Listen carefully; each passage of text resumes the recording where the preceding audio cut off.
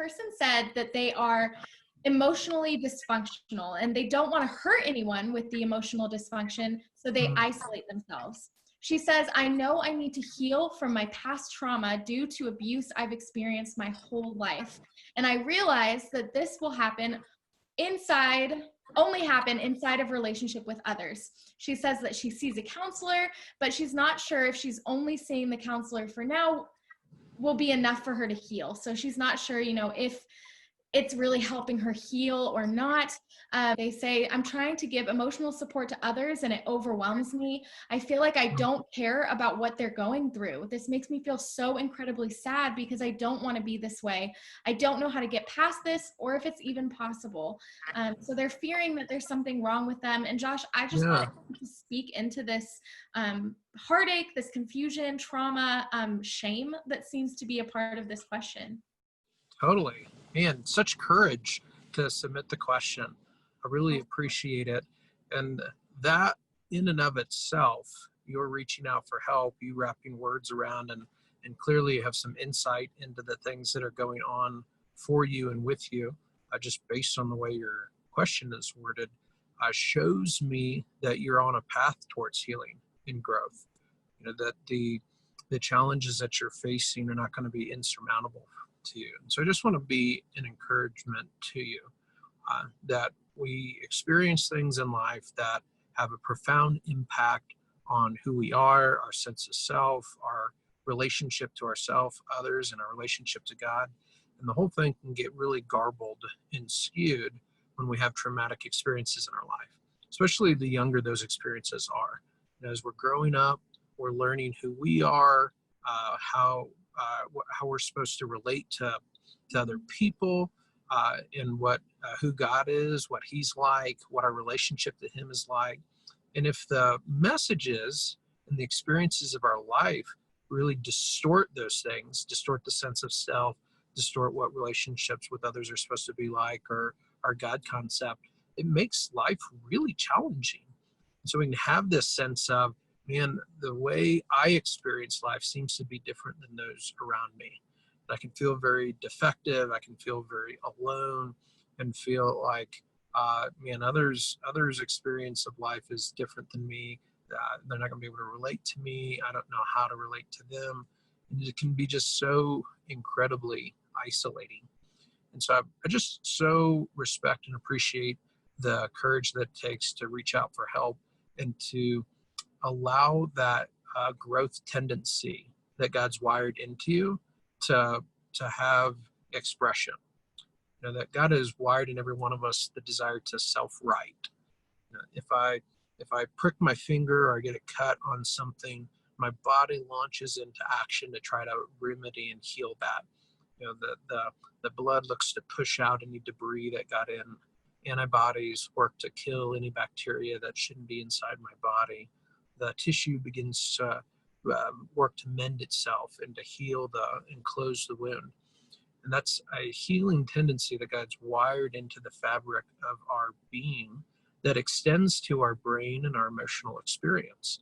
And as we experience traumas in life, our body wants to heal from those things, that we want to find wholeness and repair those things that have been damaged or wrong in us.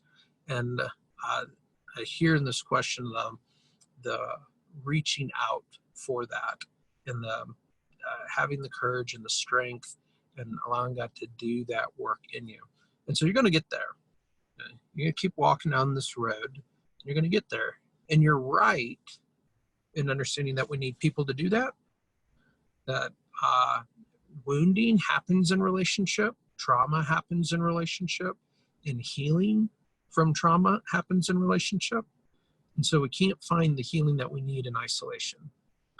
But like you stated, like this question stated, sometimes engaging relationship with others when you've been through these kinds of traumas is incredibly difficult, incredibly overwhelming.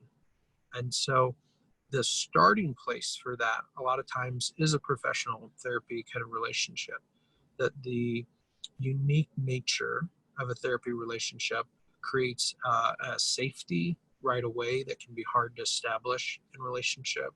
there's a grace and an understanding of the struggles that people face and how that shows up. That's there from the get-go in the relationship. There's a intentionality in the relationship where implicit components of the relationship are made explicit, and we talk about those things.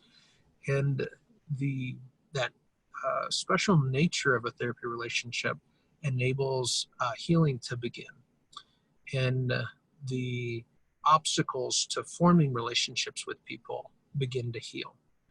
And as they do, it opens the doorway for you then to begin developing deeper and more meaningful relationships outside of the therapy relationship. And so the therapy relationship isn't meant to be the end all for healing. A lot of times it's a starting place for healing. And you can't find and won't find complete healing exclusively in a therapeutic relationship. The therapist is just never able to give all the things that a person needs. It requires a whole community of relationships in order for us to be whole and for us to have all the things that God intended for us to be healthy and whole. And so eventually you're going to need to develop those relationships in your life outside of the therapeutic relationship. But have patience and grace with yourself. It's been a hard journey thus far, and you're leaning into a process of healing. It didn't have to happen overnight. And so allow yourself the space that you need to work through the things that will ultimately enable you to invite into your life other healing relationships that will really see you through. Yeah. Just continuing on with this concept of isolation and just the struggle of that. I think that I have a pretty deep understanding of this question and can relate to the person who asked this. And just my go-to response to emotional stress and hurt and trauma is to isolate. Oh, yeah, me too. Yeah, 100%. I think that it's so common. So what would you Mm-hmm. say are some practical tips to avoid isolation? How could I respond to a traumatic situation or something hurtful where I don't isolate myself, where I immediately think to do something different that changes the course of how I react to the situation, if that makes sense?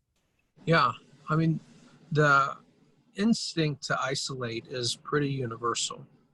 You go back to Genesis, Adam and Eve, and when sin entered the world, they hid, right? So they used to walk in the garden with the Father, and sin enters the world, and they experience shame. That shame that says, I'm not going to be accepted, I'm not going to be worthy, I'm not going to be understood, and I need to hide my shameful self. I need to hide myself. And that instinct, that tendency has carried forward since the garden. That when we feel that pain, when we feel that defectiveness, when we feel that shame, our natural instinct is to pull away and to hide.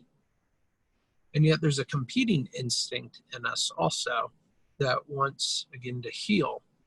And it's that instinct that shows up in a toddler, an infant, when they fall down and scrape their knee, right? And they want to run to their caregiver. They want to run to the a safe person in their life and share their hurt with that person so that they can care for that, which is that piece that we want to embrace. Now that, again, can get turned upside down if we had caregivers that didn't respond in a nurturing and loving way when we brought our hurts to them.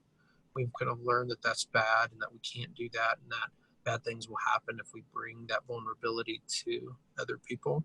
So it creates some real obstacles, and it's some of the things that we work through in therapy to find healing around so that we can restore and get back to that place of when I experience hurt, when I experience loss in my life, when I experience pain, to go and allow others to bear that burden with me, that I would allow them to hold that with me.